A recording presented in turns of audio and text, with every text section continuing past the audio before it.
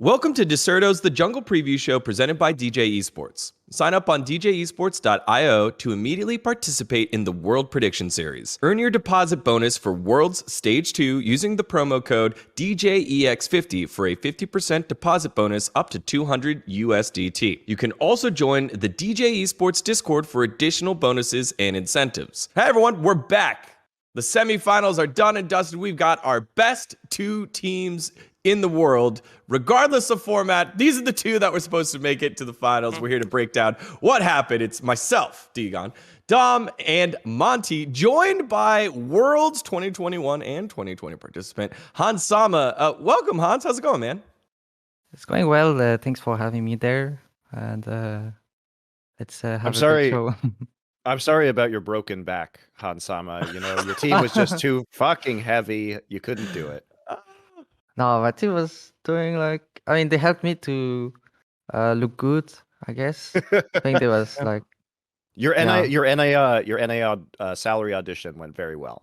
It went very well. I mean, I will say that my boy Odo just came out recently saying that he was on painkillers for Worlds, and after watching that group, I needed painkillers too. So I thought that was like pretty interesting right there. So just wanted to shout him out, getting us all hooked on the benzos. You make the crack jokes about Dom, but it's really the opioid addiction that gets him, guys. Yeah, no, I mean the crack is a short stayed high. It's really the benzos that get you feeling in the mud. He had a tough time. He was like kind of sick for some days, till I remember, and it was harder to practice for him.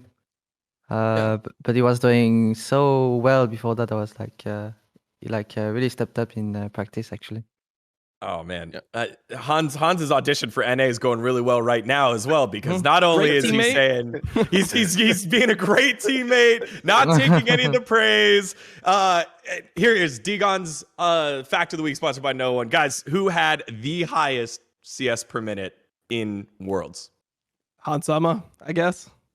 No, it was Gumayusi, but number 2 was Hans Sama, and yeah, you were number 2. Gumayusi had extra games to bump that up. That's basically what happened there. But stats-wise, NA general managers are salivating. They're like, oh my God, Hans Sama, he's a statistical beast. He's a great teammate. Yeah, he's not going to be a head case like some of the imports that we had from EU that are possibly going back to EU this year. So here it is, Hans Sama. You're doing great. This is just another party audition.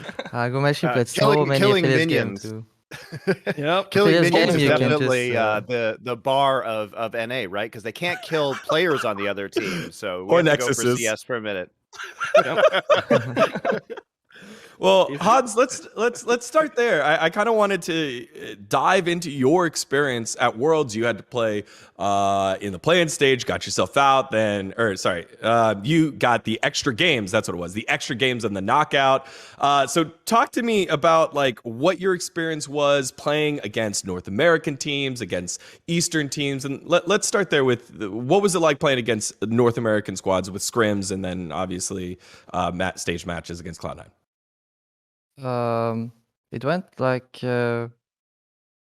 I mean, I think NA wasn't like that bad. It looked like we were doing as good against LPL team and LCK team as against NA. So maybe we would play. I mean, we wouldn't storm the scrims against NA. I think they weren't that bad. I think they did like kind of okay against the EU. Well, I don't know about the other years. Maybe it was like harder for them the other years. I think they were like kind of decent. So what you're saying is that NA is just as good as LCK. I just want to clear that up. No. Okay. I think it was harder to play against LCK LPL. Maybe we would like try the hardest against them. Who knows? Not sure. So when not trying, NA actually isn't that bad. Like if you go into the scrims and you just don't put any effort in, you actually could play at the same level of NA. But like if you try hard, then you stop the scrims. But if you just like you're taking painkillers, like you're zooted out of your fucking mind, then you can actually just go even versus NA. Perfect. Love it. That's good to know. How about some of the Eastern teams that you got to play against? Korea, China. I'm sure you got some scrims against PSG. Maybe some of Beyond. I'm not exactly sure. But what were the biggest differences, and what was it like when you played against some of those squads? I was before my mentality before going to those scripts. Well, let's say right after playoff because we did bad. I was thinking about it, and maybe if we go to the Worlds Scrim against LCK LPL, like last year, we were getting stomped by them all the time. So I was expecting. I thought maybe that would happen again. But I think to that moment when it happened, we didn't get stomped, and we were actually beating a decent amount of LPL and LCK teams. We stepped up a lot, and that was really surprising for me to see. But I think it didn't replicate on stage. Maybe we would be world champions of scrims. Yeah. So Perfect. yeah, I don't know. It was just like that. Well, I mean, there's nothing to really choke on in scrims, so I think that maybe that's the difference there. But who knows? With what was the biggest takeaway you had from scrims? The biggest takeaway. For me personally, that I could beat some AD carriers that I could never beat before. So I was really Like who? happy. Like who? Not saying. Drop a name. A very good AD carry in my opinion, but I could like show up, I think, and I could see myself improving in a short period of time because that time I was I really wanted to do well and watch some VODs of Gumayushi and Viper of cooldown after the day was ended. Wait. I want to stop you there for a second because recently Viper actually complimented Ghost. He was saying, hey, like Ghost really inspires me. I think there might have been a mistranslate. I think what he was saying is like, he inspires me that I might be able to actually get worse and still win a world championship if I was playing with Canyon and ShowMaker. But there's this whole narrative about how Ghost is like the best AD carrier, like he is perfect for the DAMWON team, which I don't necessarily disagree with. I just think that the idea that there's no other AD carriers that could fit into that role makes no sense. Like if Ghost was to join our call right now, he wouldn't even be the best AD carry in this call. So how are we saying that this guy is actually just like super insane, especially after the performances that he had on MF? It literally became like a Jin or Ziggs only, where Jin is getting first picked away from him because of his inabilities to play like the other carries like Draven and MF at World. So I'm just surprised that you said Gumayushi and Viper, because I also think Gumayushi and Viper are pretty insane, but I guess Ghost is the best. Yeah, I was surprised to see. I saw the Viper thingy about what he said to Ghost. I was surprised because I would like say that Viper is better, but Yes. maybe there's something that we don't know about Ghost. At least I saw his group stages games, and I thought like it was just he didn't play too well, but playing against him in lane, it didn't feel like he was that bad. Yeah, but I think he's pretty good in lane. Yeah, I would say that Viper was like, I mean, he's so much better. That's why I was like watching him over Ghost, but it doesn't mean that he's that bad as well. Ghost. Yeah, for sure. No, I mean, I don't mean that he's that bad either. I just think it's funny how like whenever a team starts becoming really dominant, like DAMWON, it just all 5 players are actually insane. Like there's never like a differentiation. It's not like, oh, like can you say that Canyon and ShowMaker are the best? It's like no, because you don't understand that like Ghost's like solid presence on the team allows Canyon and ShowMaker to be so fucking good. I don't know. For me, I just feel like there are better players on that team and there are worse players on that team. And I think that Canyon and ShowMaker fucking run that show. I thought Khan had a great like entire tournament up until the semifinals. And the fact that like you saw the draft go the way it did, I think shows more that Ghost was targeted as a liability, and that was something that T1 thought they could exploit, the Gumayushi Ghost matchup, more than potentially exploiting ShowMaker or Canyon or something like that. So for me, whenever I see those takes, it just goes so far in the other direction that I try to bring us back down to earth, where it's like, Ghost is not terrible. No one thinks Ghost is terrible. It's just that there's other AD carries in the world that could fill into that position and still win world championships when you have the best mid jungle that the game has probably ever seen together on a team. I think they understood their role pretty quickly and well. That just you don't want to play around the bot lane, and they make sure that they are just fine in the lane, and they canyons to help the team, and they would play more towards top side, ShowMaker canyon, moving a lot, even the barrel. So yeah, it just clicked well. Maybe with another AD that is more aggressive, maybe it wouldn't click. Who knows? But yeah, they're doing. He knows his job and he's doing it well. Let me just simplify this with an analogy. Much like Patrick Swayze in the movie Ghost, Ghost is actually incapable of fucking anybody. So anyway, moving on. I can also simplify this by saying, Hansama, instead of just beating around the bush, why don't you just rank the 80 carries, in your opinion, at the World Championship, excluding you? So you can't include yourself. Oh, But rank how them. I would rank them? Yeah, Yes. like Oh, top okay. 3, something like that. No, go 5. Top Go 5. Yeah, make it hard. No, bot lanes I would be like Kumeshi, Keia would be like maybe the best, and then it would be Viper, Mako, then maybe wait. I mean, you It's have like hard, Mingala. It's hard to remember all the ones, but you have like Mingala, for example. Mingala, no, and then Arzi Kaiser. the rest is kind of, yeah, I don't know about the rest. Maybe they're like same. Not sure. Just those No ruler two. life. Okay, those two were honestly the hardest bot lane to play against in scrims. So that's why I'm just putting them their top 2. The others, yeah, I don't know who's top 3. I mean, Not the other sure. ones would be like Ruler Life. You have Ruler Life. You have Mingala. You have, I mean, obviously Karsi Kaiser. I don't think anyone's gonna put Deft up there with Deft, Vista. Zven Vulcan.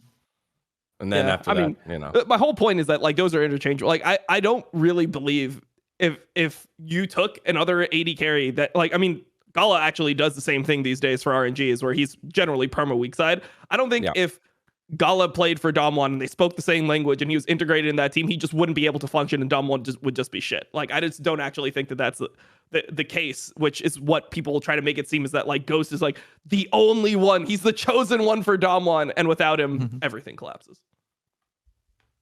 The last one in your experience here, Hansama, who is the best team at Worlds in your opinion?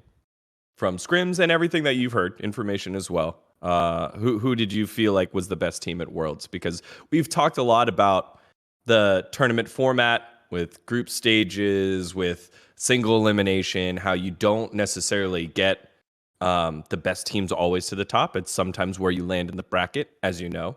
So who did you feel like was the best? Make him say outside of DAMWON.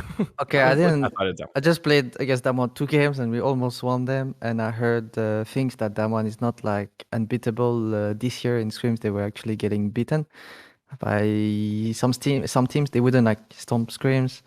So I was expecting DAMWON to not be the best teams. Maybe not expecting DAMWON to be the best team. But maybe with the 6-0 in group stage, that gave them a lot of confidence. Before that, I thought that EDG might be the best team in the world, because of how they played, how I saw them playing. And then after those two, I thought T1. Yeah. So all the cream rose to the top. Oh, I did have one more question. I lied. Just because this was wild to watch happen live, what happened to FPX in your eyes? You got to play against them. Like, what happened? Like, they from the outside, it looked like they just blew up. They forgot how to play. They stopped communicating, except Doinb. In the face cams, it was just Doinb doing all the talking. What did you feel and see happen to that team? Actually, I don't really remember all the games we played, but I just remember only the last 2 games, and my feeling to those last 2 games was that they were a bit they were just playing weird, drafted weird, like drafted Jhin trash, which I thought would be instant loss because it's not good champs together. And trash wasn't, well, it's just not good. Maybe with affiliates it's good. And they were just playing very poorly, I guess. In the lane, in the mid game, it felt like they underperformed a lot. Maybe too much pressure. I'm not sure. All right, cool. I just thought that was fascinating as a team with the pedigree, with the skill that they had. But you heard it here first from Han Sama. Weird strategy, weird draft, bad champs, and they didn't play well. So there you go. Brutal combo. Brutal combo. I mean, is Well, that like that's- is there anything like doesn't that just encompass bad play like in general? I'm trying to think about what would be bad play outside of like picking bad champs, playing bad, and then like playing poorly as a team and being stressed. Like what else would there possibly be to be like a bad performance outside of that? I mean, Maybe like being on fundamentally sucking. painkillers or something. Like I don't even know. Like it's okay. Odo's my boy. I'm allowed to roast him. I'll get figured. permission later. Later. All right. Well, Hans, thank you for the insights on your experience there. Let's dive into the matches that we had in the semifinals. We had 4 squads, basically the champion of the LPL up against Gen.G, who just against all odds kept defying logic and what felt like mysterying their way into each win. And then on the opposite side, maybe the de facto finals between DAMWON Kia and SKT, and everything lived up to that. It was a lot of fun to watch for me. Let's start with that first game. DAMWON Kia and SKT went all 5 matches. A lot of support changes. You had the Maokai come in, and then the Zillion be the answer, and then Zillion was the ending one there. But Dom, let's start with you. What did you see from that series there in DAMWON Kia and SKT? Well, I think that it was surprising that both top laners seemed to have an off series at the same time. I think that was pretty interesting considering that Khan and Kana probably looked like the 2 best top laners at the whole tournament up until this series, where they kind of just both took turns, I don't know, running it down. I mean, the way that the series progressed, I think is really telling of how the teams thought about the games. I mean, if Jin is becoming your first pick and like, you know, you open Aphelios just to play Ziggs into it, to have something other than Jin that you can play, I think that really makes, just a lot of, it just shows the team's mindsets towards it. I think that Ghost had a really bad Draven game. Like you got to flash in some of those situations. You see a Rakan running at you, yes, he's going to flash W. Like you just know this as an AD. I feel like you just have to flash these moments. But overall, I think that it was something that really like it made Canyon and ShowMaker stand out as just super impressive players to me. Like that's some GOAT-like performances where the team is not playing well. I think Ghost was having like not the best series. Khan, I think, was having a terrible series by the standard that he set for himself. I mean, Beryl was pretty good, but overall, the enemy team is playing well, and Canyon and ShowMaker were able to clutch it out and perform in all the big moments. And even like the way that they were able to win the series, I think was just really impressive. Normally, you see players when they get into like a do or die situation, not want to go to a champion like Kiana or a champion like Talon. And I think about what other junglers in the world would be willing to pull out those picks in those games, playing against the best players in the world and actually take over and win. I mean, I thought it was, it was just really impressive from those two. And after that series, one thing that I said is like, I think in my mind, I now consider Canyon the greatest jungler of all time. I know that was a question earlier. I did a show with Monty where we were discussing and we were like, Canyon's like almost there, but not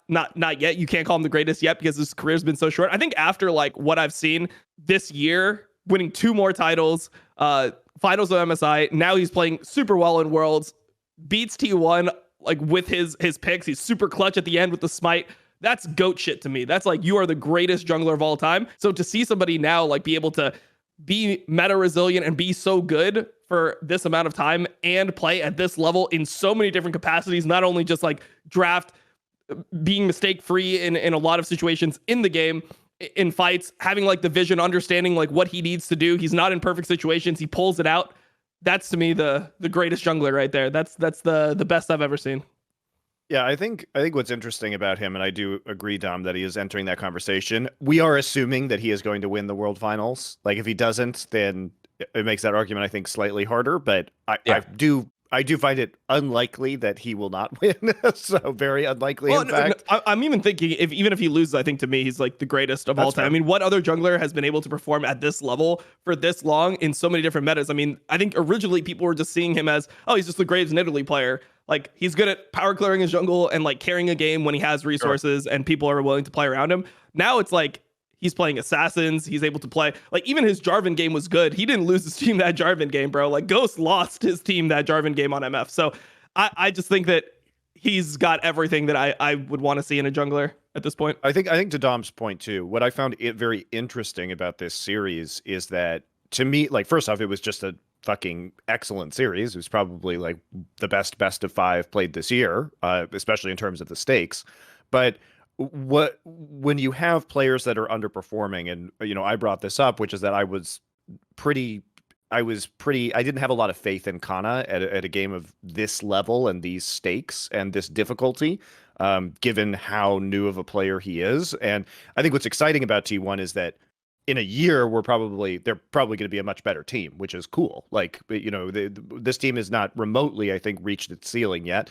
And if you have to replace Kana, which I don't think you do over one bad series because he played very well throughout the rest of the World Championship, but you can replace him if you need to, right? There's another year before it really matters for them to kind of hit this level again, because they should be able to qualify for Worlds next year with this roster, you would presume.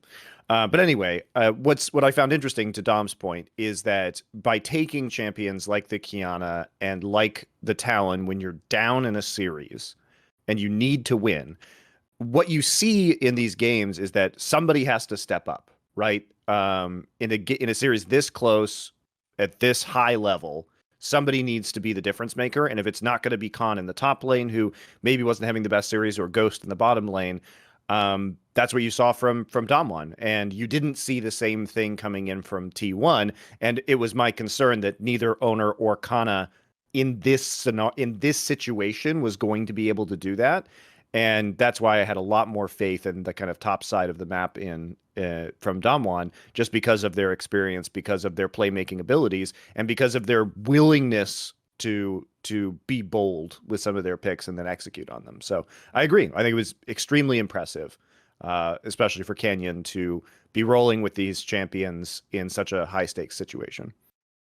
Who is in that conversation? I'm interested, and I find that a very interesting conversation of the best junglers of all time. I mean, so like Dandy's always going to be there because his Score. level, and yes, Dandy and Score will be the main two. Just Dandy and Score. So I've tried to think of others. Bengi, MLXG, Karsa. That's clear love. Bengi could be thrown in there, but I mean, he's just never been like, he never had to do what Canyon did, and I don't think he would be able to do what Canyon did in a series like that. So, okay, it's like he had some clutch factor. Like I actually I'm a pretty big supporter of Bengi. I think that generally, well, I mean, it depends on who you ask. I either think he's massively overrated or underrated, depending on who you ask. But I think he was actually somebody who was good at the time, and he had that like clutch factor, which I really like about players. I mean, I always bring it up, but like the biggest example of this was that Nidalee game that he played that was completely unprepared. Draft mistake. He has to play a champion that they didn't scrim with. Presumably, when you're playing with Blank and Bengi, he's not going to be the guy that's going to be taking the Nidalee games if you plan on drafting it. And he literally had never played a professional Nidalee game before that moment. Yeah. So, to me, Dom views that as a positive. I view that as a huge knock against him, that he was never able to play this champion at a professional level. And Dom's like, whoa, wow, what a clutch guy for coming in. I'm like, why the fuck couldn't he play that for years when it mattered? Wait, they weren't drafting that for him. That's not his fault necessarily. No, they weren't doing that because he was bad at it. All right. That's why. Yeah, sure.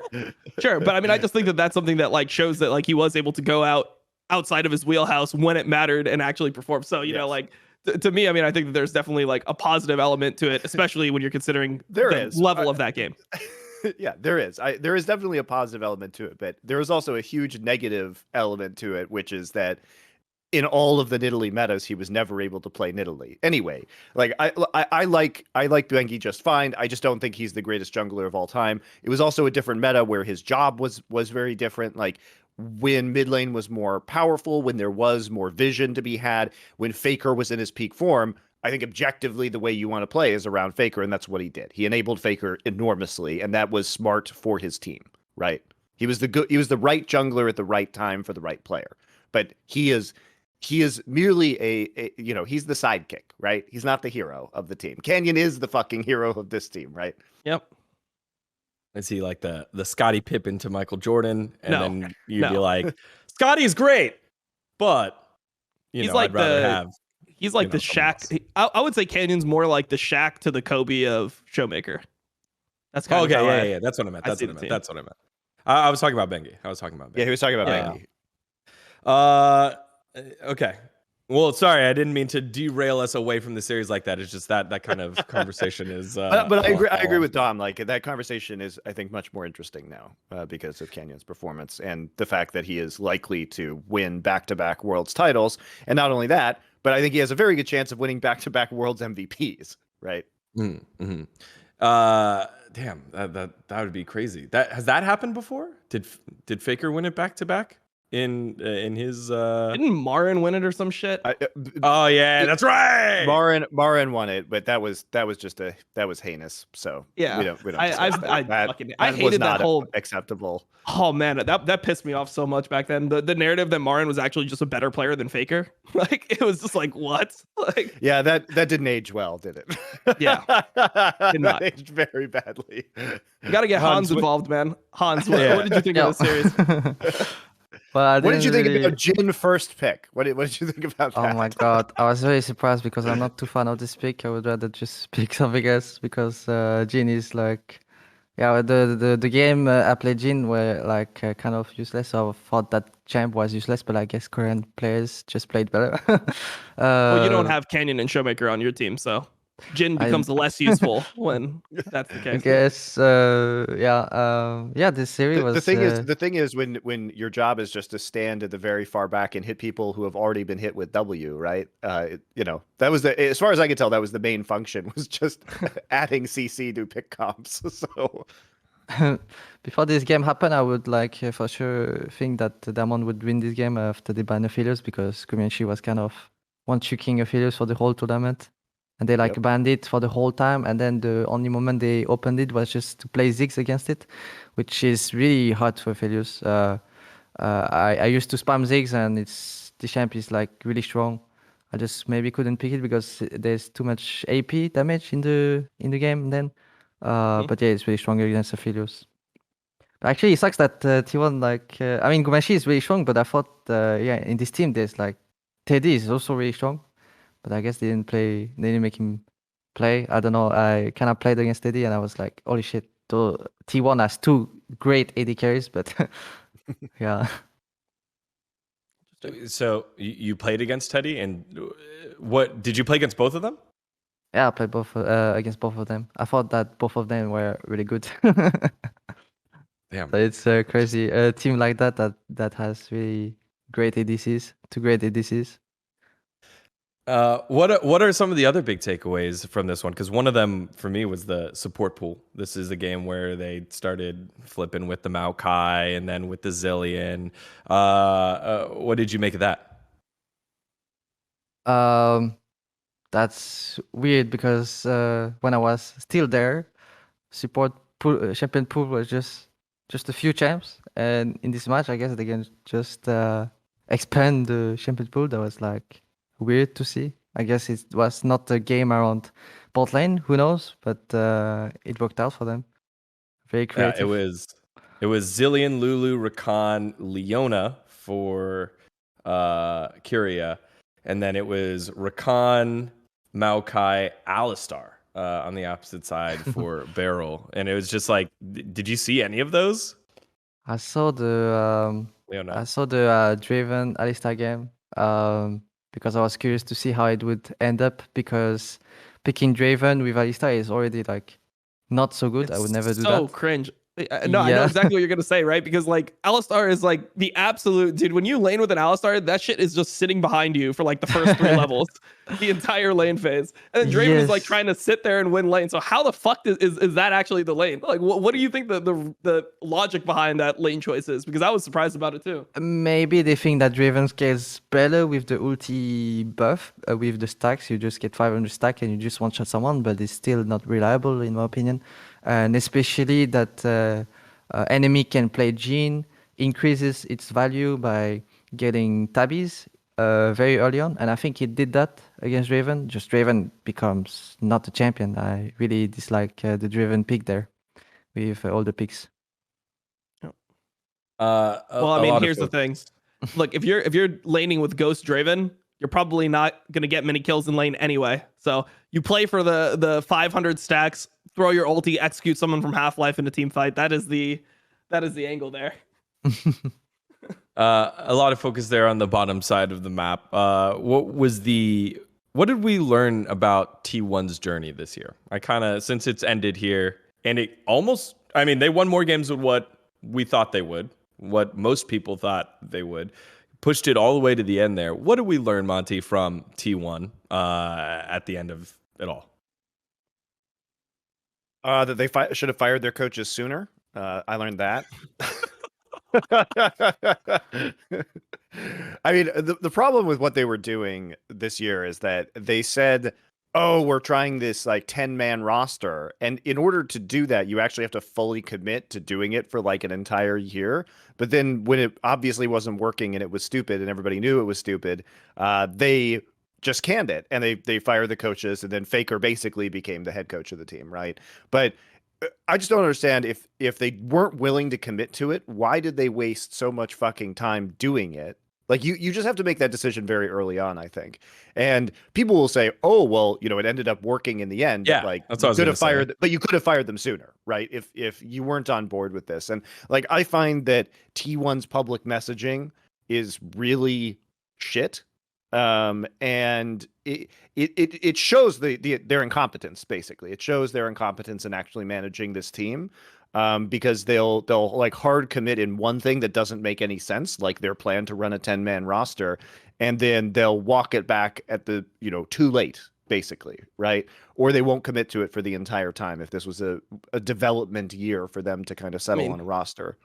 The results were so, like, they were so polarizing with both iterations that I feel like you just end up having to go with the 5-man roster. Even if you want to be like, we're committing to a 10-man roster, then you just start winning, like, you go to the finals with the 5-man roster, you start like up. So, I mean, I guess people would assume you're doing a lot better in scrims. I mean, who knows? Maybe Teddy is still performing there because they're like, he was the one. But I mean, I think 10-man is just so crazy. I mean, how do you play with 10 different people? Like, how do you ever become good as a team when you have to learn the tendency of like, it's because every single team is different. Like it's not like, oh, you just change your mid laner and then you change your top laner, and it's like that's just teams one communicate iteration. differently when you put one or two different players in there. And also the overlooked factor too is that some players react very badly emotionally to being in huge rosters where they're getting swapped in and out all of the time. It demotivates certain players.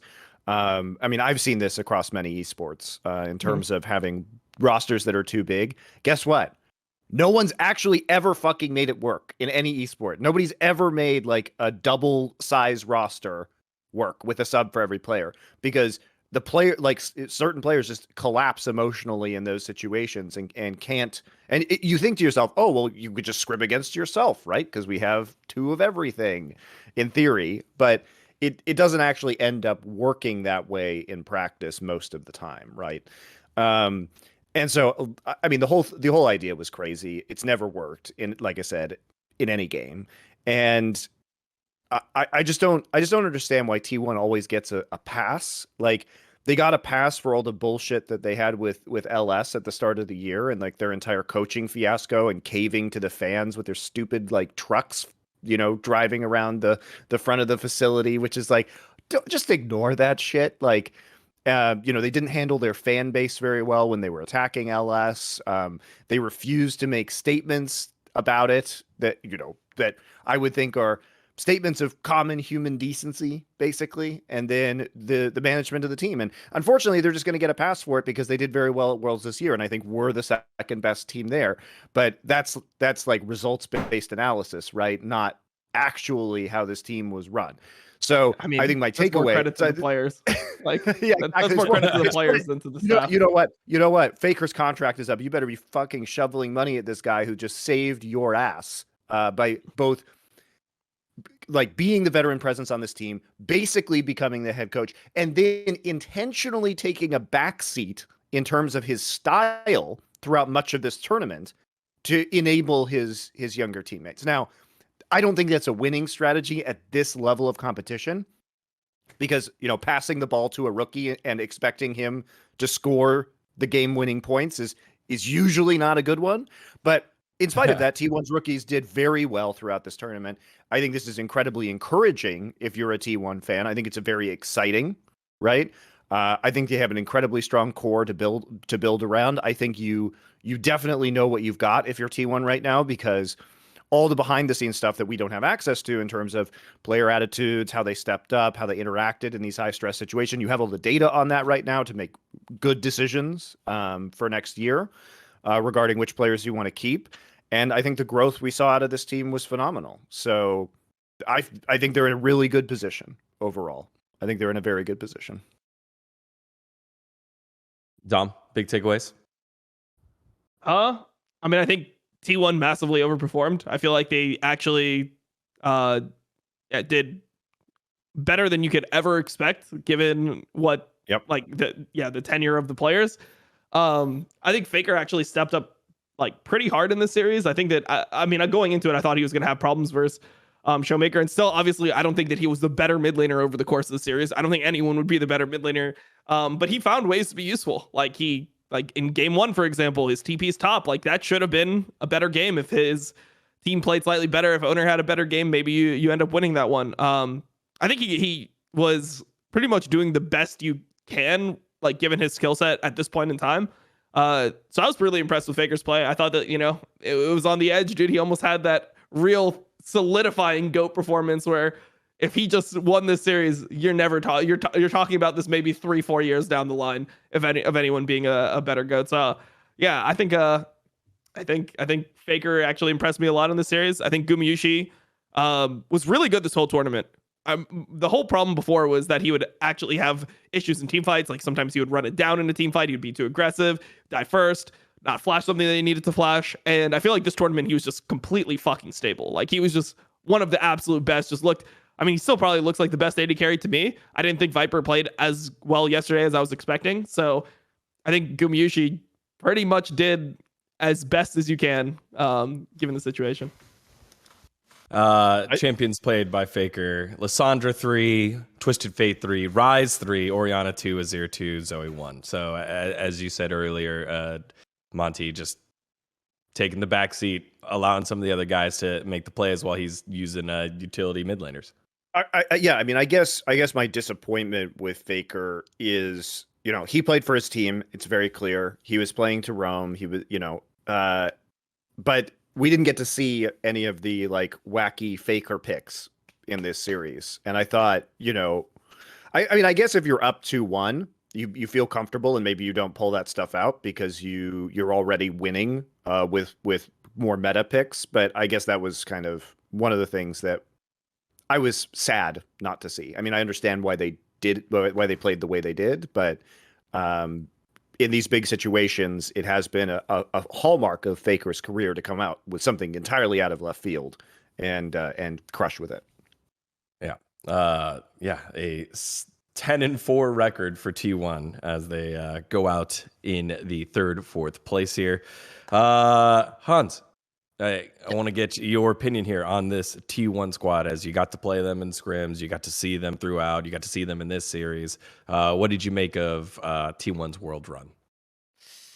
Actually, I didn't really follow them too much throughout the whole year. Maybe I just followed mainly the bot lane because I'm very it shows I'm really focused about what is happening in bot lane, the teams. In every team, literally. I think I'm a really big fan of Gumayusi and Kira. I think they are, like I said, the best bot lane. One of the best bot lane. Not probably the best bot lane. But I think the top side that they had is like maybe, not as good as their bot lane. So I didn't see. I don't have much to say about the series because I actually didn't see the whole series, so I can't really tell. I think their bot left a really good impression on me, especially in the group stage games when they were one of the team that only played Treasure Failures when the others didn't really do that. They are really good at it. When you see a bot lane perform like that and they aren't able to get over the hump, how does that make you feel? It makes me inspired to like do better because yeah, I thought like I was really good, but these guys are really good too. I mean, there's some things that they do way better, and that's why I started to watch how they play with their VODs, Gumeshi and Kira. NA general managers, come get your man. I just threw a trap question at him. I threw the biggest trap question at him, and he like dodged it like a sidestep. Because you could say the same exact thing about you, dude. And you're like, yeah, just feel inspired. Oh man, that was so good. Hod's way to go, man.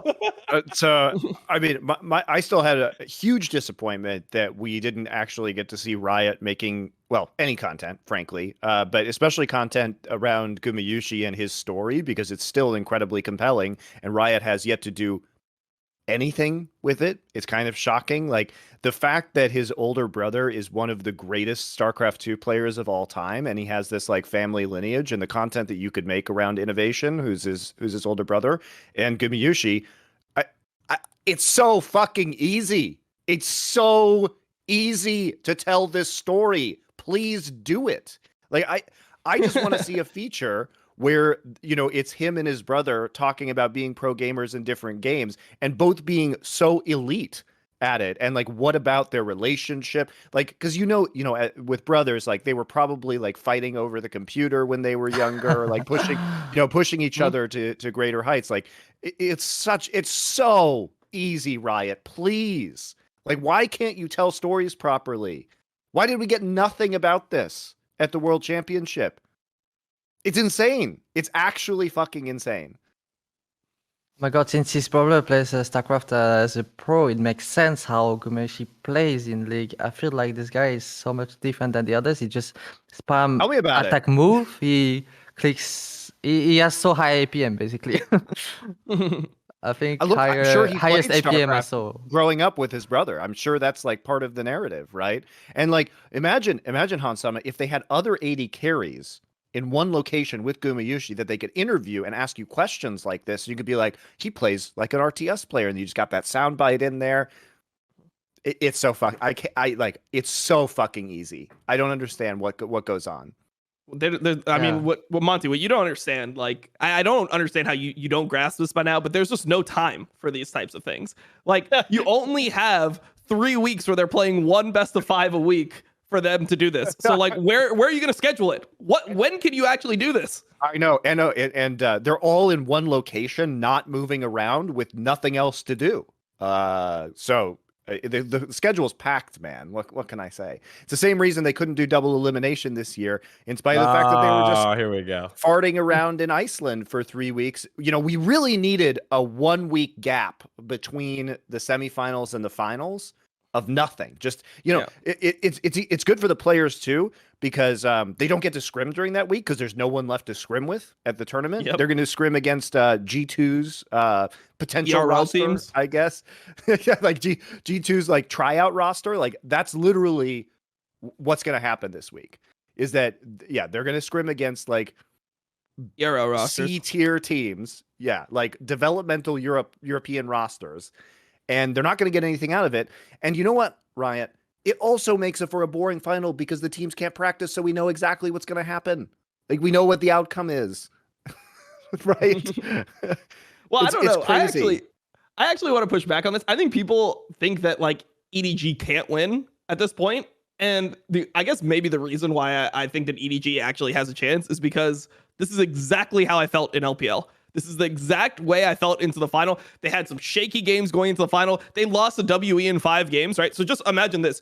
You watch a best of 5 of them losing versus WE, choking all over themselves. They're struggling and they fucking lose. And then you watch FPX 3-0 WE the next week, just fucking clap them. It's like, okay, well, how is FPX ever going to lose this final? And then FPX ended up losing. So but Dom, I feel they like had teams to practice against. That's the thing. Like, you have to have a way to develop. Well, I don't think that they need to develop. I literally think that this is it. I think that EDG needs to ditch this enchanter meta bullshit that they've been trying to force themselves into the entire tournament. Look at here. I just want to say Game 5, the two best when they actually played Leona. exactly the two best games they played this entire tournament. The two best games they played this entire tournament. The first game against T1 that they ended up winning, and the game 5 that we just saw versus Gen.G. Both games they play Leona and they don't play this enchanter bullshit, and they roam Mako with the jungler. They play together, and that is like the core of what LPL teams did the entire year. And yes, LCK teams obviously were not playing enchanters most of the year either. That's not the point. The point is that generally LPL teams are not as flexible as LCK teams. That's just a fact. I am going to push back on this a little bit because I feel like there are some pretty significant factors that also, I mean, EDG nearly lost this series. They finally figured out that if you just ban the Lee Sin so Clid can't make plays on it, it actually forces Gen.G into a very uncomfortable position because Rascal has to like do things.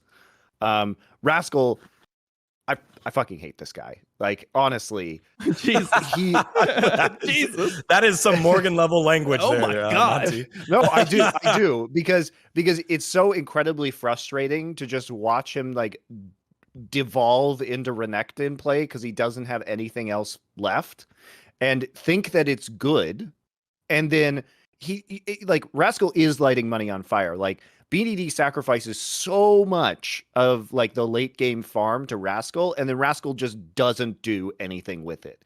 Well, I mean, I will say he's a that's resource kind of, black hole. That's kind of a symptom of what champions BDD plays, because he doesn't play champions that are actually good in side lane. Like he plays Syndra, he plays Zoe, he plays like Seraphine in this series. Like the only one that can actually side lane here is Orianna. So I feel like generally what BDD is doing is just about the Seraphine. Yeah, I mean, I don't know if Seraphine's why do good you or not. lead with that? Like BDD is your win condition. Like why are you opening up a series with your first draft with BDD with Seraphine? Okay, so when I looked at the game, the way I thought about it was, how else is the MF gonna ulti in this game without a Seraphine ulti? Like they just needed something for the MF to play off of, because their draft up to that point, wasn't it like Lulu MF and then they have Lee Sin, and what was their top laner, Gwen? Like, Gwen. Yeah. How is MF ever gonna get an ulti in this fight? I feel like you just need to have like the Seraphine. Gen.G knows how they've been winning in Worlds, and the answer to this was not put Rascal on Gwen. Right? Yeah. Like that's just wild to me that the coaching staff was like, yes, this is how we will win a game. It's like, no, that's literally not how you've been winning at any point in Worlds. Yeah, I mean, still, my point about EDG is that like everyone is ruling them out the same way that I've ruled them out before. So I feel like they actually have a way to look better than they did, and they shouldn't be favorites. I'm not saying that they're gonna win, but like they could win in a world where, you know, we see another off series from Khan. Like if Khan is somebody who's known to choke. I think he's been pretty good about not choking this year. I thought his MSI finals was pretty good. I thought that, you know, in LCK, I didn't think that he was choking in big moments, but this semifinals was his worst play all year, I would say. Maybe you could go into some of the early Sion Nar games he played and criticize those, but it's one of the worst situations we've seen him in. So if Khan plays poorly and Ghost plays like Ghost, like I don't know, man. Like you can run a game with Leona. You can run a game with Leona Jarvan if you play it correctly. What I liked about what DAMWON did is that when he was playing badly on carries, they just put him on Gragas and were like, "Look, dude, Canyon's is going to carry. Can you just press R, please, in a team fight?" Right? That's good. I like when teams do that. Me too. That's what I'm saying. Like I was like, you know, my point is like you can tell DAMWON has backup plans, right? Which is you carry now Kenyon, like Khan's having a bad series, right? Of course, so they but that's so valuable. I mean, I just want to like jump off your point. It's so valuable because so many teams refuse to be real with themselves. They're like, no, it's okay. Like you've been shitting the bed the last 4 games, but in practice you were really good. So I'm sure that if we give you a pick that we practice in game 5, you'll finally show up. Where in reality, I feel like the best teams just are present in the moment. They see what the fuck is going on. Ghost might have been good in Draven and scrims. He might have played a fine MF. He shit the bed with Draven and MF. First pick Jhin. Just first pick the champion that he can fucking play. Don't go through this like mental thing. Ghost can play everything. Look, did you not see what Viper said? Viper said that he was perfect for the team. Like, no, bro, they're more real than the fucking community is about Ghost. They just drafted him Jin. Like, that's it. I also like the Ziggs pick a lot. But anyway, yeah, I agree. Like, you have to adapt within the series, and I think DAMWON showed that they're willing to shuffle the pieces around and shuffle who has to carry around. And I think it's, if Kenyon, if he doesn't have to play Kiana or Talon and carry games, then they have that option. They have that luxury. But that's the depth that you see from DAMWON, and you just don't have that depth with Gen.G, right? That was, I think you really saw that they were exposed pretty hard in this series as a result of that. I just don't understand from a strategic perspective why, when BDD has been the single greatest hard carry on your roster throughout this entire event, that you open up with this particular strategy when we know what their backup strategy was, which was also bad, which shows the flaws in the team, but they did win 2 games with the Renekton, right? And playing BDD on things that he is very good at and can carry on, like his signature champs like Zoe and Azir. So I just think the flaw, it was just flawed. It was a flawed strategy from the coaching staff coming in, because I just don't think it's worth putting yourself down in an 0-1 hole with this kind of game plan, which I think was overwhelmingly likely to happen given this draft. Hans, when you have a cheeky draft or something that you're going to pull out a pocket pick, in a best of 5 series, when do you want to do that? Do you want to lead off with it, or is it wait for the right situation? Not sure. It's depending on the player feeling. You can just pick it right away or just let it last. For me, I would just pick it right away. Something. I know you want to play, you just bust out the Draven whenever possible, right? But you've got actually a few more. You're bold. pocket I like picks. that about you. Like, yeah, like Callista, for example. That's another one. Actually, I'm really good on. I would find myself really good on Syndra and Ziggs, and I wish that I could actually play them. Yes, you And, wish that Larson could play anything outside of mages. And Lucian got nerfed, so you can't play that. No, we get you, man. We hear you loud and clear. But it's the champs are just a very unusual. No one play Syndra, for example, but I think the champ could be really strong against some matchups in the bot lane. Amen. But yeah. 100% agree. I really, so this is just like the progression of the game, right? Syndra was a really fucking OP bot laner, and then they nerfed the mana cost, wasn't playable in bot lane anymore. Then they reversed the mana cost, and now no one, like, it's unplayable. It doesn't make sense to me. I completely agree that Syndra should actually be a good pick again in the bot lane, just like it was before. The problem with Syndra in the bot lane has always been that most bot laners just can't play Syndra. Like, you guys remember the Doublelift Syndra back in season 10? Not it. Let me tell you, that shit was not it. Like, so. I remember Vlad was there too. It exposed a lot of people that only played that role.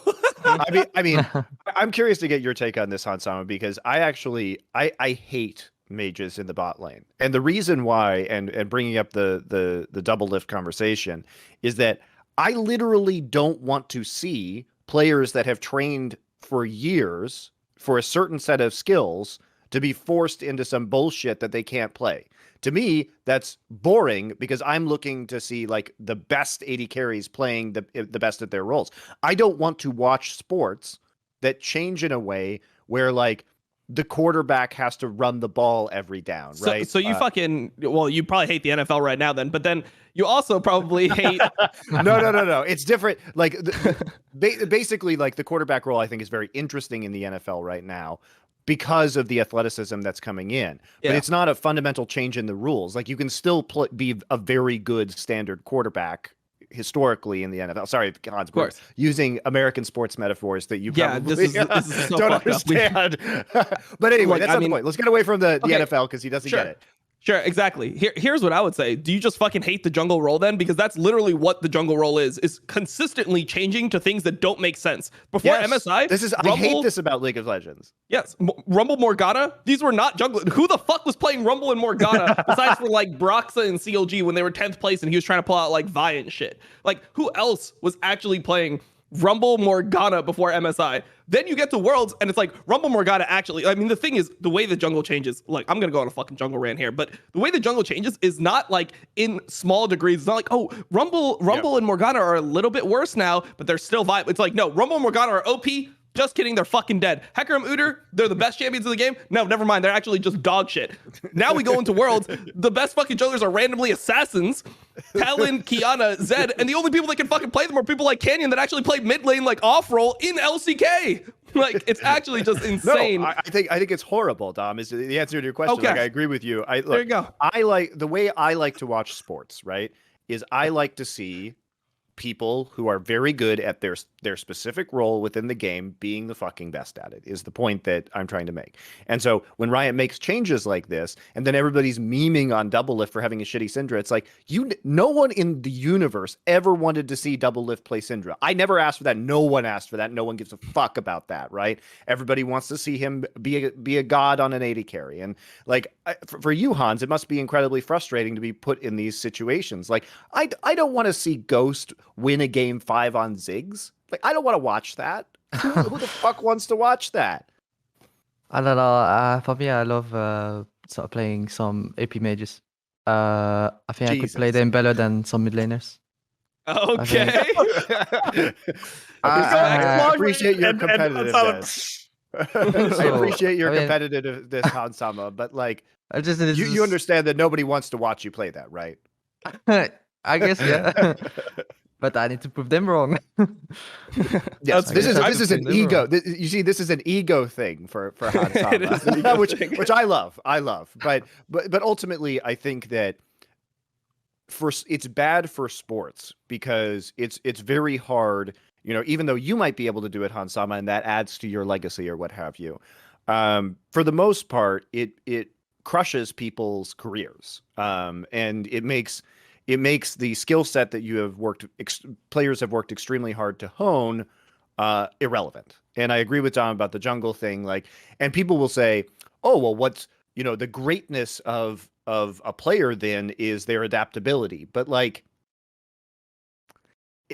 I prefer seeing players at their peaks, not like the guy who's kind of good at everything who can adapt over the course of many metas. I don't think the game should be. Look, I'm a purist. I liked Brood War not having a patch for 12 years. You know what I mean? So, well, I mean, you could make that argument for Faker, right? I mean, look at the champs that he played here this year and how he's evolved over time in his career. And I think it would have been cool to see, like, hey, can you just put your big boy carry pants on and go up against ShowMaker? No, that wouldn't. It would be sad. You'd be like, damn, Faker is washed. Like, if he was forced to just play carry versus ShowMaker, I just don't think he could win. But like, I don't think he should have to win either. Like, no, I agree. Okay. But I really think, like, valuing adaptability. This is what developers say when they don't know how to balance the game around pro play, because it's literally the only excuse they can make. I don't know what I did. You figure it out. Well, no. They're like, the thing. we value adaptability in our pro players is code speak for we don't know how to balance the game at the professional level. Well, I mean, the thing is, it's impossible to balance the game at the professional level, given the rules that were put in by people high up in the balance team. So I don't even blame like the actual people that are doing the balance work. When you hear how the game is balanced, these are the credentials. These are like the rules. These are the fucking. If there was a 10 commandments for balance, this would be all encapsulating. This I've literally talked to Jad on the Crackdown. Like we've had the conversation. The way that the game is balanced is any champion. There's 4 tiers of play. There is average, which is like dog shit. That's what that's code for. Average doesn't mean they're an average player. It's like, no, we're talking about like silver, bronze. Then there's just okay players, so it's like all the tiers of solo queue. Then there's okay players, then there's high level players, so like elite players in solo queue, and then there's pro players. So there's pro, average, skilled, and elite. Those are the ones that they're having to balance it. So there's 4 different tiers, and if a champion is bad in every tier, it must be buffed. But if it is OP in any tier, it has to be nerfed. Those are the rules. So if a champion has a ridiculous win rate in bronze, it must be nerfed by Riot. Like, that is the rules that they have to abide by. How the fuck do you balance a game like that? It's impossible. Like you can't balance the game if those are the rules you have to abide by at all times. Like it's an unfair game that the balanced team is playing. That's true. So I mean, but as in most Riot's things, they create the problem and then complain about it themselves. So I mean, you're like, the balance team has to do these things. It's like, well, Riot, you're making the balance team do those things. Well, So you it's invented more the like, problem. It's more like the balance team, or like Riot creates the problem, and then the balance team is too scared to cry about the problem. Like they don't complain, and then like people like me complain, and then we just get fucking smited out of the air for opening our mouths. That's normally and then Hans has to solve it and learn how to play mages and make himself love playing mages. There's not like too much mages, it's just 1 or 2, so it's like kind of chill. Just play it a lot, and yeah. What was your opinion on season 8 then, Hans? What was your opinion when it was like all mages for a little bit? It was like Sidra, Victor, Vladimir, we had like Yasuo and shit. I played AD. I was the only guy that kept playing AD. Oh shit! He's a liar. 2018. He's a liar. He never see, now he's like, I want to prove it, but he just played AD back in the day, so you hated it at one point in time. It was 2018, right? And there was Swain and stuff. I think I played. Oh, we don't talk about 2018 here. I forgot. This was 2018 Misfits. We will not. We'll just move on. dGon, get us out of here. All right. Let's close the chapter here on Generation Gaming. They defied the odds, got themselves further with the slowest play and 50-50s all the way on through. This larger overperformance than T1. Yes. Is this true or false?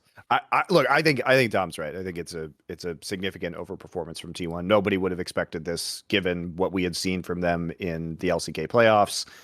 Coming into this event, they did much better than expected.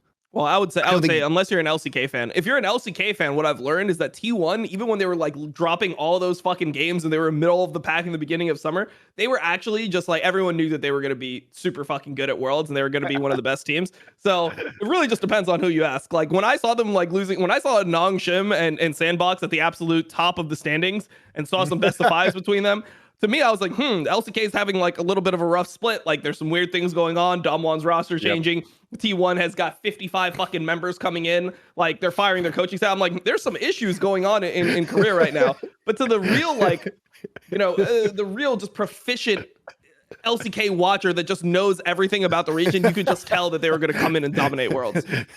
Yeah, I think Dom's right. Like if you actually looked at what was happening and you said, this seems calculated to do well at Worlds, it's like nobody thought that ShowMaker AD carry and Canyon mid lane was like a long-term gigabrain strat to win the World Championship. You look at that, you're like, wow, shit's fucked up over there. Like, like something's going wrong. It's like you see DAMWON shit on everyone domestically, just 3-0 everyone, go to MSI, then lose to RNG, and then start changing their roster and shit. You're like, yep, this is LCK's year. Like here it comes. They're gonna fucking dominate. Jesus Christ. All right, we've dove into these semifinals a lot. We say goodbye to T1 and Gen.G, and now we'll give a preview on the finals between the two best teams left in the 2021 cycle. A reminder that the Jungle's presented by DJ Esports. The first 10 players to reach 60,000 DJT in their DJE wallet will win 50 XRP, so act fast. Use the promo code DJ5050, deposit 50, and get 50 USDT back, limited to the first 20 people, so sign up now so you don't miss out. It's time for the segment that we created when we were talking about this show. This was the first segment that we wanted to make, and it is time for God or Dog.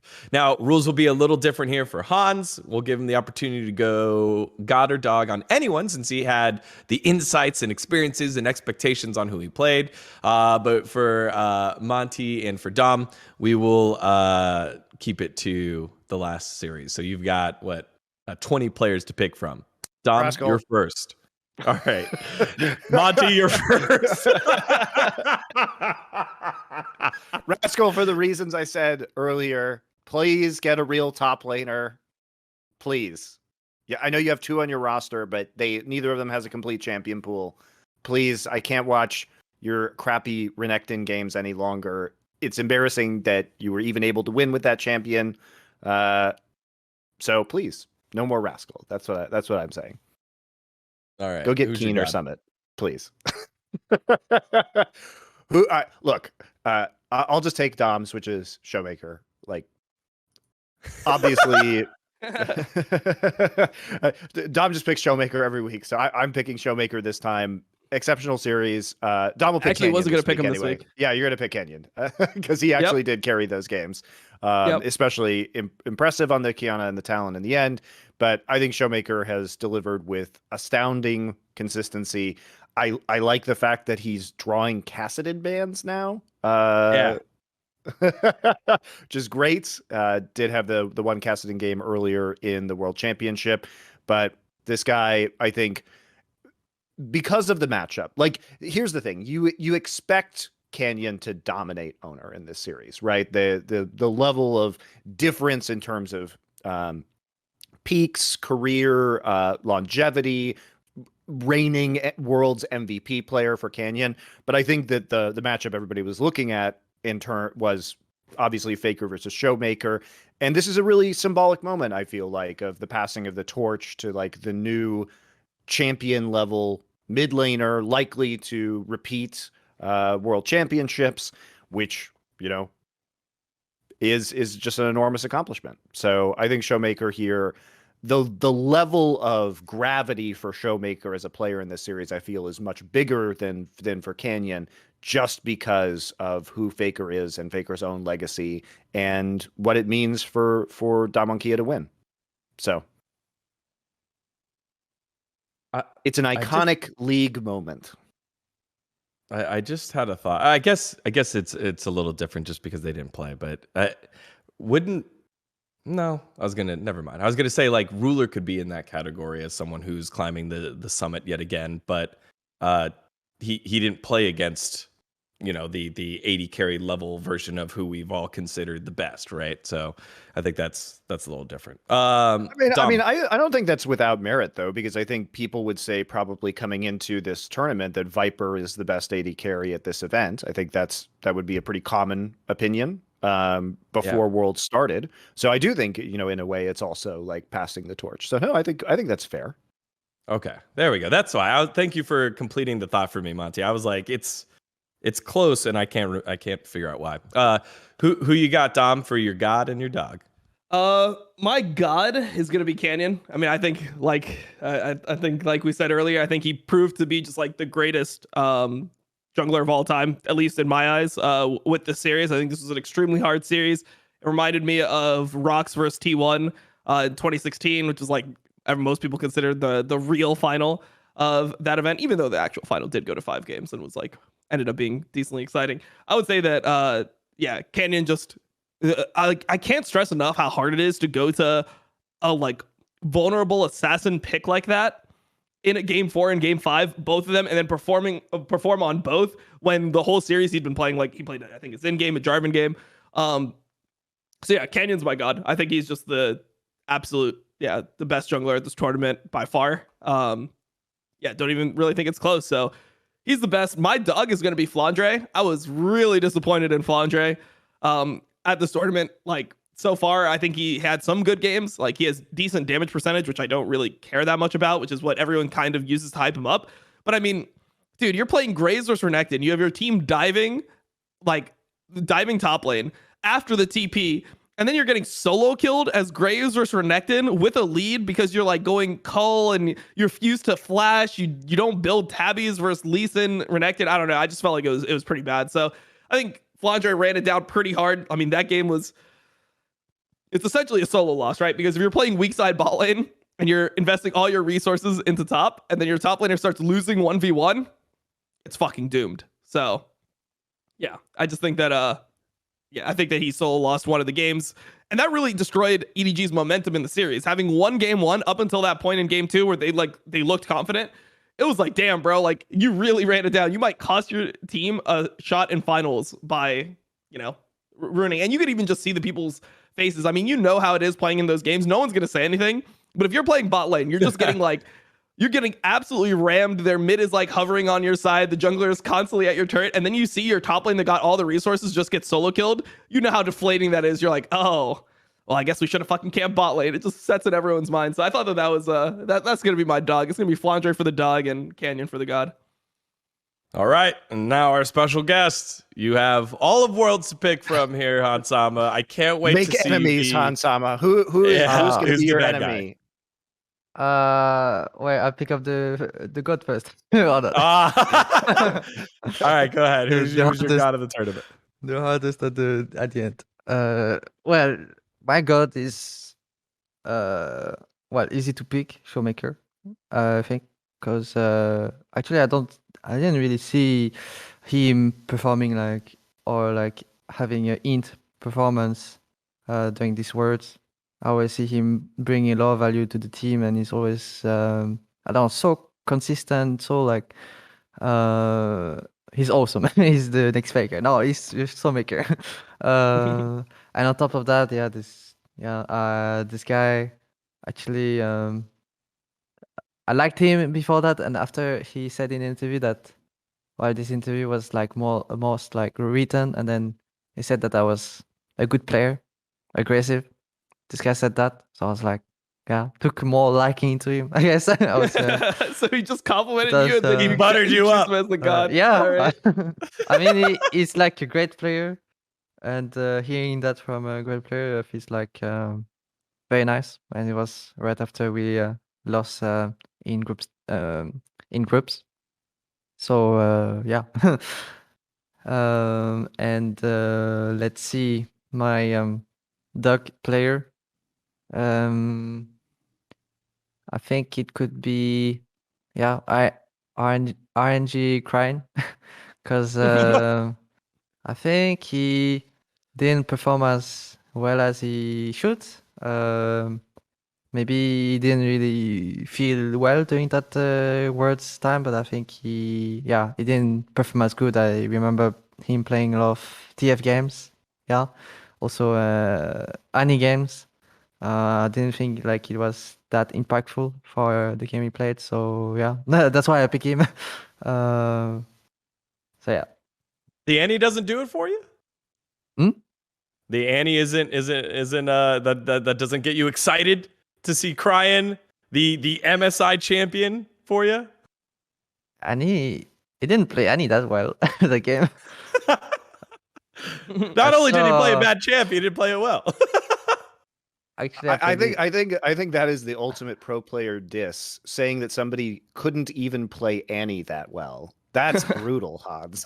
That's fucking brutal. Oh shit. I mean, yeah, I think maybe he could do better than that. I didn't watch his match before, but RNG was like 3 seed or something. I think he should have done better than that. That's why I put him there. That's fair. God, Hansam, everyone, the kindest boy. You know, he can only go after the Annie pick and not necessarily anything else that is terribly inting. All right, that was God or Dog. A little special edition here with Hansama joining us for that one. Now, time to dive into the preview of the finals. EDG against DAMWON Kia. Guys, everyone leaning towards the DAMWON Kia win. Dom saying that there's a way. Not that he would make that pick if his life was on the line, but there's a way. So let's start there. Dom, here are our two teams. What do you make of this matchup coming up? I mean, I think DAMWON should win with ease. I just don't think that it's as close as people think. Like, I think that there is a way that EG wins, and it really just depends on if they're able to like go to what they did all year. Like, all these teams are not like all these LPL teams. I said it before with Dignitas in LCS, how they were the cow with the dolphin jumping up. That's what it looks like when LPL teams are playing enchanters versus LCK teams playing enchanters. Like, it just doesn't work for the teams that well. And just the way that LPL works is you don't actually have that many teams that are really flexible. You just have a lot of teams that are like really good at their own styles. And that's like why you see such specialized teams come out. So generally, I think the adaptation to this Worlds has been pretty horrible, but I think that that's expected. I just don't believe that every enchanter is so broken. Like, maybe Yuumi is so broken that you could just play it into any engage support and you automatically just win. But I don't believe that every enchanter is so good that you are just not able to ever play a Leona, or you're never able to play a Nautilus or something like that. And I just hope that EDG takes away from this series that even if they can play Lucian Nami, it's probably not their absolute best lanes. And, you know, if they end up going for something like a Jhin Leona, you take the Jhin away from Ghost and you go Leona, maybe you can actually win the series. I mean, I just hope that the series is actually interesting, because if it's another 3-0, like, how bad is World Finals? Think about this. It will be 2 3-0s, a 3-1, and then another 3-0 in our last 4 years of World Finals. And that to me just shows that the format is not getting the best teams to the actual final of the tournament. I mean, that being said, who knows? Like, EDG, there is a world where they could be better than T1. I know everyone is going to be like, but T1 played really well versus DAMWON, and DAMWON's really good, which means that T1 would automatically beat EDG in a best of 5, which could happen, but it's like, that's just not always true with how things work. Some teams play better against other teams. We saw EDG play against T1 in group stage. Each team pretty much stomped each other one game. So I think that you just need to, like, really hope for EDG to actually show up, like, take a game and make it interesting, or else we're just going to get a really, really fucking boring final to Worlds, which seems like is kind of the, it's par for the course Consensus. with how Worlds has been. Yeah. I'm hoping not. Go ahead, Monty. I think DAMWON can just do some of the support bans and force. I think there's a strategy potentially where they can force the Enchanter matchup. I find it interesting that they were banning Nami in their series versus Team One, and then EDG was very focused on the Lucian Nami lane themselves. Yeah. So I'm curious how much of a threat DAMWON Kia thinks EDG's Lucian Nami lane is, and whether that's still going to be a target, or whether they were really only afraid of Gumayusi and Keria on those champions. Because, like, I don't know. I think DAMWON has such a level of flexibility right now, especially in the support position. Keria's played 10 different supports now. Beryl has played 10 different supports over the World Championship. So I think we've seen a lot of versatility from the DAMWON bot lane, and a willingness to pick supports for the team fights and the mid game. So I don't know what they're going to do, but I think there is a world where they pinch the support pool and force EDG into the style that they have been playing, but I think that everybody agrees they are not particularly adept at. Wait, Hans, how do you see this one shaking up here in the World Finals? What's going to be important? I think what's gonna be important is like every game I see just like the top side mid jungle support moving. I feel like for me DAMWON is way better on playing with map rotations, how they like use the pressure. And EDG looked a bit worse. And I think about the Lucian Nami, I would bet that they will try to deny it from EDG, because I think they maybe don't deal against it too well. I could see myself that they didn't know how to deal against it too well. I think I played it against them. So maybe they will just ban it and try to push ShowMaker Canyon and Beryl to do stuff in the game. I think I'll bet that they would win against EDG. Yeah. The safe bet, a smart bet here by Hans. If you had to focus on putting the resources of EDG onto one side or the other, knowing that bans are going to come away and probably take away Lucian or Nami, what do you play through? Is it through Viper? Is it through Flandre? And hope that Scout holds and that JJ holds against their counterparts here, Tom? I mean, I think you just always would say bot lane for EDG. That's how it goes. Like, you have Viper on one side, you have Flandre on the other. I mean, even though Flandre sometimes does play carries, I mean, he's pretty inconsistent. He's just a pretty inconsistent carry player, which is why in LPL it was just him on weak side picks the entire time. I think the issue that you get into here is that there's not really many weak side top laner, like true weak side top laners. Even the top laners that are considered weak side here, like Kennen, Graves, whatever, they still need some level of resources to actually be able to play the game. So yeah, I think that, I mean, if Khan doesn't show up, maybe EDG can make it closer, but I feel like the way that EDG can even play into DAMWON is they have to make mid like 3v3 and not 2v2. If it's 2v2, Canyon, ShowMaker, versus JJ and Scout, like they're just not going to get the same advantages that they did versus like BDD, for example. I mean, ShowMaker's going to flash, bro. He's just going to flash when he's getting ganked and not give you free kills, and you're going to get behind as a result. So, I mean, I think the biggest issue for EDG is generally the mid 2v2 has been consistent, like inconsistent for them all year, and then DAMWON is just the best 2v2 mid jungle in the world. So, I mean, that's why, like, even looking at it stylistically,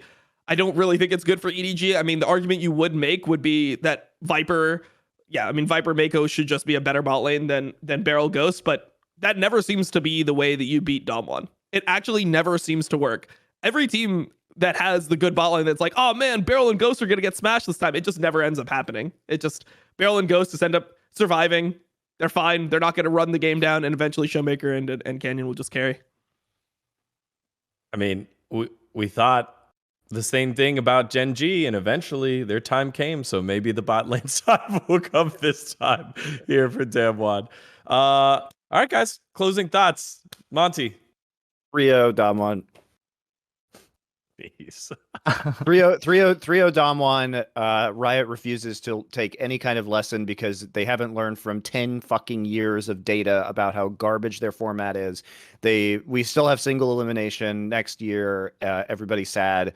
I rail against it for yet another year of my life, wondering why I have been denied actual good League of Legends at the World Championship so many times.